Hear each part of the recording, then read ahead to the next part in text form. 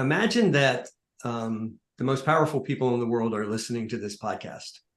Maybe it's the heads of the movie studios, maybe it's the leaders of the free world, whoever. And they hear your story, they hear this, they understand this idea about modern consciousness, and they really take it to heart. Now, I want you to imagine 20 years from now, how could the world be changed by people taking to heart the things that you've been advocating for the last 45 minutes?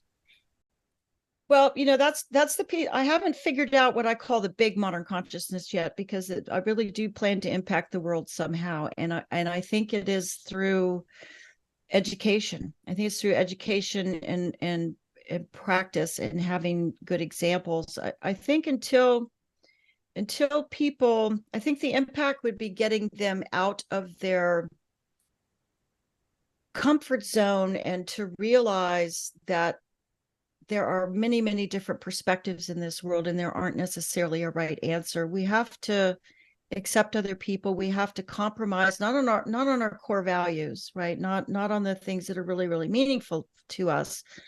But we have to compromise it as a society. In particular, we have a lot of different cultures. There's a lot of different beliefs, and in that regard, we are, as a society, going to have to compromise on some things that we may prefer not to, but we have to understand that some people may need those choices, but that doesn't preclude us from making our choice. But some people may need those choices available to them, and you don't understand that. It's difficult to understand if we haven't.